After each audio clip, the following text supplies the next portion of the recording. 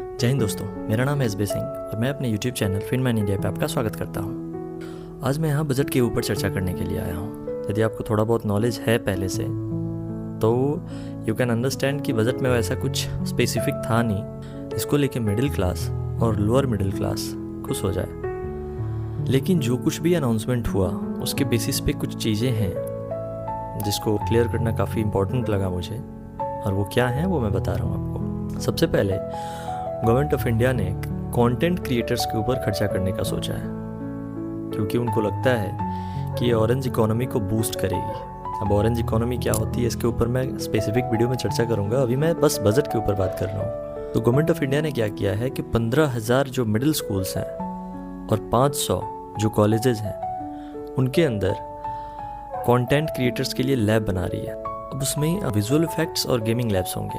अगला है semiconductor.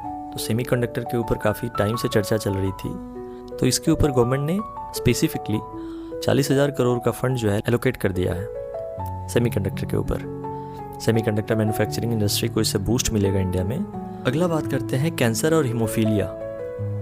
Medicines जो होती हैं इनकी काफ़ी महंगी होती हैं, तो अब की बार के बजट अनाउंसमेंट के हिसाब से इनके जो मेडिसिन्स होंगे उनको भी सस्ता किया गया है। अब कितना सस्ता किया गया है ये स्पेसिफिकेशंस देखेंगे आने के बाद। नेक्स्ट है टैक्स स्लैब। तो टैक्स स्लैब में कोई चेंजेस नहीं हुए हैं, एज इट इज़ इसको रखा गया है। यानी कि 12 लाख तक की जो आपकी इनकम होगी अप टू 12 लैक्स उस पर कोई आपको इनकम टैक्स पे नहीं करना पड़ेगा। नेक्स्ट बात करते हैं सेना के ऊपर।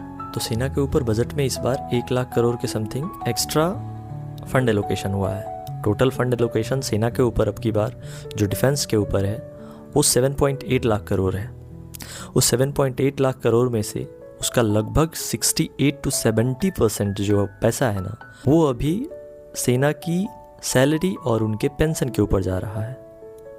हालांकि इससे डेफिनेटली डिफेंस सेक्टर को बूस्ट मिलेगा। Next and important you can say railway के ऊपर गवर्नमेंट ऑफ इंडिया ने new 7 high speed railway corridors के ऊपर बात कही है, और ये कॉरिडोर्स होंगे मुंबई पुणे, पुणे हैदराबाद, हैदराबाद बेंगलुरु, हैदराबाद चेन्नई, चेन्नई बेंगलुरु, दिल्ली वाराणसी और वाराणसी सिलीगुड़ी। हालांकि ये वाराणसी सिलीगुड़ी वाला जो कॉरिडोर है इसके ऊपर काफ़ी चर्चा तेज थी। अब last but not list buyback shares के ऊपर चर्चा कर लेते हैं, जिसको लेके बजट के बाद चर्चा काफ़ी तेज है।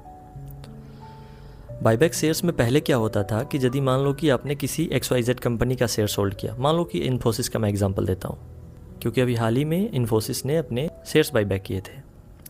तो शेयर्स बाईबैक का क्या होता था, मान लो आपने 1 लाख रुपए के इन्फोसिस के शेयर होल्ड कर रखे हैं। जब कंपनी खुद से खुद की शेयर्स को बाई करती है उसको कहते हैं बाईबैक शेयर। मान लो एग्जांपल देता हूँ, 1 लाख रुपए के आपने इन्फोसिस के शेयर खरीद रखे हैं। अभी फिलहाल उसके ऊपर आपका जो प्रॉफिट है वो मान लो कि 40,000 रुपये का है। तो उस 40,000 रुपये के जो प्रॉफिट के ऊपर जो टैक्स देना होता था पहले, जब कंपनी को आप सेल करते थे, कंपनी बाईबैक में जब आप सेल करते थे तो आपको 1 रुपया टैक्स नहीं देना होता था उस टाइम। आप 40 के 40,000 आप अपने घर लेके जाओ। अब क्या है कि आपको यदि कैपिटल गेन टैक्स के बारे में पता है तो वेल एंड गुड, अदरवाइज मैं स्पेसिफिक वीडियो में आपसे बात करूंगा इसके ऊपर। मैं अभी मोटा मोटा आपको बता देता हूँ कि यदि कोई शेयर्स आपने 1 साल से ज़्यादा के लिए होल्ड कर रखा है तो उसके ऊपर आपको जो आपने प्रॉफिट बुकिंग करा, जो आपने प्रॉफिट कमाया है उसके ऊपर आपको 12.5% का टैक्स लगता है। अब 12.5% मीन्स 12.5%। और यदि आपने 1 साल के अंदर होल्ड किया था और 1 साल के अंदर ही सेल कर रहे हो तो आपको 20% का टैक्स लगता है। तो वो जो पहले जो कंपनी अपनी शेयर्स खरीदती थी ना, ये टैक्स वही पे करती थी, आपको पे नहीं करना था।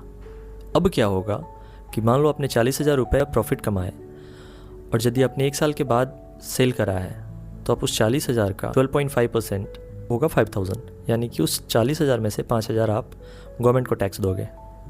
और यदि आपने 1 साल के अंदर ये प्रॉफिट बनाया है और आप सेल कर रहे हो बाईबैक में, यानी उस कंपनी को दे रहे हो वापस से, तो आपको 20% देना होगा। इट मीन्स कि 8,000 रुपये। उम्मीद है कि आपको बजट के बारे में ऑलमोस्ट चीज़ें समझ आ गई होंगी कि अनाउंसमेंट क्या हुआ, कि इससे फ़ायदा क्या होगा, नुकसान क्या होगा, और गवर्नमेंट का किस सेक्टर के ऊपर कैसा नज़रिया है। उम्मीद है कि आपको बजट के जो की पॉइंट्स थे वो समझ आ गए हैं।